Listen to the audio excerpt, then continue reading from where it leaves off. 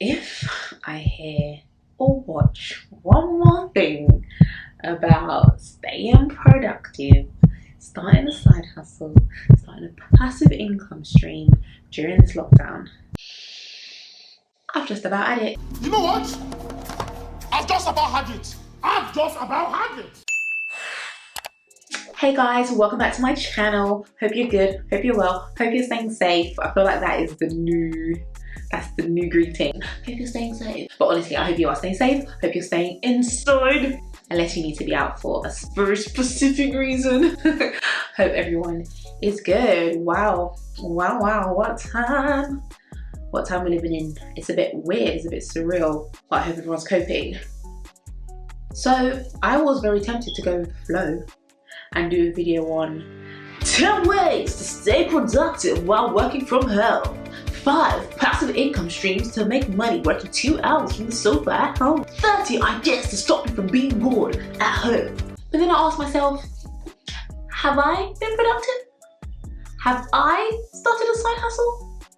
Am I making passive income while working 1 hour in my sleep? Have I reorganized my wardrobe? Have I learnt to speak Mandarin in the last 2 weeks? No. And I have a sneaky suspicion that a lot of these people that are telling you to do these things also have not done these things. Just a sneaky suspicion. There's only so much you can do in 2 weeks. We have been here Adella. So in the midst of me panicking as I do and wondering why I haven't done 10,000 things in the past 2 weeks, I then remembered, 1, I'm still working. I mean, thank God, I'm grateful because I know a lot of people unfortunately have lost their jobs or on furlough or made redundant, all that kind of stuff. I am aware, so I'm very grateful that I still have a job. However, I am working from home, so this magical extra 24 hours that everyone seems to be talking about, I can't relate. The only extra time I really have is like the 30-minute commute. 30-minute commute that I take to work in the morning and in the afternoon, and maybe my lunch break, because I'm filming this video right now, my lunch break. But apart from that, I don't have that much time, and I imagine a lot of us are also working from home. So I'm sorry, sir. I can't relate to this extra time that you're talking about. Secondly, this is not something that I was prepared for. This is not something that any of us were prepared for. Like a couple of months ago, none of us were thinking, right guys, we're gonna be locked in our house in the next couple of months to start preparing that business idea that you've had rocked away. And also, this current situation is very unsettling for a lot of us, okay? A lot of people are stressed out about health, about job security. A lot of people are anxious, a lot of people are nervous, so get off my back. Got it? And finally, have we ever thought that maybe, possibly, supposedly, this current situation that is forcing us to stay at home, forcing us to slow down, forcing us to do less, forcing us to be still, have we thought that maybe we should embrace the fact that we are forced to be home and forced to be still and forced to rest and forced to slow down, versus what's out there usually, which is hustle, hurry, grinding, busy. Maybe. And so that is what I'd like to talk to you guys about today. No 10 steps to making passive income at home.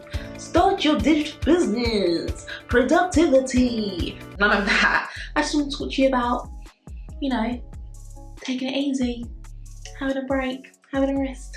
I'm here to enjoy myself, GC style, do you know what I mean? I just want to be me. But on real, I just want to encourage you to pause, to breathe, and to think. So there's this really good podcast that I've listened to a few months ago. I've listened to a few episodes, but I'd highly recommend it. It's called Fight, Hustle, End, Hurry. Yeah, and it's by John Mark Comer and Jefferson Bethke. Highly recommend. So this podcast is by 2 guys who are pastors, and they live in different parts of the world, but they were both simultaneously, unbeknownst to each other, writing separate books. But what they realised is that their books were basically saying the same thing. I think one was like Fight, Hustle, and the other one was called End, Hurry or something like that. Or Say No to Hurry, Say No to Hustle. I don't know. But they were basically both saying the same thing. So they came together and they made a podcast together, and it has some gems. essentially it breaks down how the generation that we live in, especially if you're living in a Western society like the UK or America or something, the Western culture is very much hustle, hustle, hustle, rush, rush, rush, hurry, hurry, hurry. We hear it all the time. Oh, sleep when you're dead. I work like a slave now so I can live like a king later. Blah, blah, blah. Those kind of things that we always hear. And it basically breaks down how that is very opposite to how we are naturally supposed to live and how we as believers are supposed to live and how Jesus lived, and that is the person that we're mimicking at the end of the day. For example, our culture is very much about hurrying and not slowing down, being slow. I, for one, am very guilty of getting frustrated when people are walking slow in front of me, when tourists are blocking up the platform and stuff like that. We live in a time where everybody wants to do things fast. They want it fast, and they want it now. Micro generation, as they call us. And that is very counter to who Jesus was, to who Jesus is. If you read the Gospels, you see that when he's walking with his disciples on a mission, don't get it twisted, he was on a mission, he had stuff to do, he was productive. He was not in a hurry. He would stop, he would talk to people, he would embrace the children, he would heal people, he would welcome people into his presence, even whilst his disciples, so I guess times haven't changed that much, even whilst his disciples were like sort of pushing people away or saying no, he's got stuff to do, blah, blah, blah, blah. He was very much about that life. And I think now that we are forced to slow down, or hopefully, we are forced to slow down unless of course you're at the front line, why not embrace that? And rather than trying to take what's out there, what's normal in our usual day-to-day lives, and bring that into our homes now, and you're rushing to get everything, 1,000 things done that don't even matter, rather than doing that, why not embrace the fact that we have to slow down and we have to say no to hurry and just take a breather, slow down. And along with hurrying comes hustling.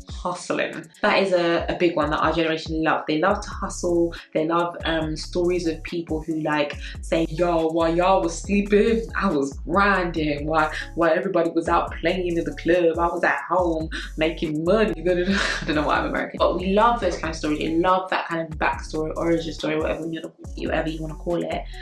But actually, the notion of hustling, to the extent that we take it in our current generation, current society, is not good. And if you think about it from a Christian point of view, it's almost like when you think the hustling is the only way for you to achieve what you need to achieve, then I can just picture Jesus being like, hello, what about me?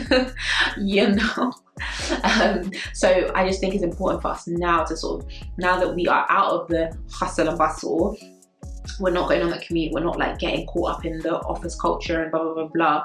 We now are forced to be at home. Even if you are working, I'm still working and I'm busier than when I was in the office, which I don't understand.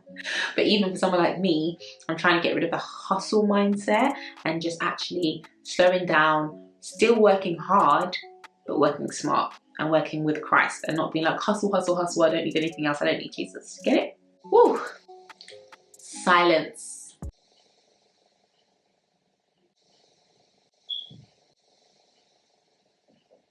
That was all good. It's uncomfortable. When was the last time when was the last time we were silent? As in, not when you're sleeping, that doesn't count. Silent, not listening to anything, not watching anything, not fiddling with anything, not doing anything, just silent. I can't remember the last time. And I've spoken about this in the previous video, where it's almost uncomfortable and scary to be silent, because then that's when your brain is like, oh, hello. Hey you, it's been a while. Can we talk about some things? If we look at Jesus, the person we mimic, he was always going off to be silent with his God, to have quiet time. And when was the last time we had quiet time? And when was the last time outside of our quiet time we are just silent? When was the last time you walked to the shop with no headphones on, no podcast, nothing? When was the last time you sat in your living room, no TV, no laptop, no phone? When was the last time? I feel like now we're living in a time where there is no reason or there's no need for you to be bored. There's always something to consume you. There's always something to entertain you. There's always something to like keep your mind engaged or like distracted, I'd say. There's always something, and unfortunately those things are good, don't get me wrong, because here I am feeding into the into the media, but those things are not bad in themselves. But now when you are always consumed, your mind is always busy, your mind is always occupied, when are you going to have time to stop and think? I genuinely believe that in this time, unfortunately we're stuck inside, but I do believe that when we come out of this, a lot of people will come out of it knowing a lot more about themselves, having a new fresh sort of perspective on themselves and how their mind works. And yeah, I think that's such a good thing. And I think we should embrace the silence. Silence scares a lot of us, and it shouldn't. It shouldn't, because we should be comfortable with getting into what's going on in our head, getting into feeling our feelings, feeling our thoughts, and processing them and dealing with them in a healthy way. It's scary, but it's necessary. It's necessary. Woo, the Sabbath. Now, I for one do not actually practice the Sabbath. It's not a biblical must, it's not a law, it's not a rule. However, it is a spiritual practice. It is something that God himself did when he created the earth. God rested. God. It is something that a lot of people I know practice, and they rave about the benefits of it. But essentially, Sabbath is taking a day out to rest, essentially, to rest and to sort of, it's an act of worship as well, spending time with God, spending time with your family, doing things you enjoy, and it kind of varies from person to person, but essentially the idea is rest. Now, that is crazy if you think about it in today's society. When you're going out to work Monday to Friday, sometimes weekends, when are you gonna set aside a whole day, 24 hours to not cook, to not clean, to not do, it's not a time to be doing admin and laundry and whatnot and errands. And also, it doesn't mean sitting at home watching Netflix all day, because I can do that. It's just resting. And we live in a time now, like I said, hashtag no days off, hashtag hustle, hashtag hustle till you die. You can't die early.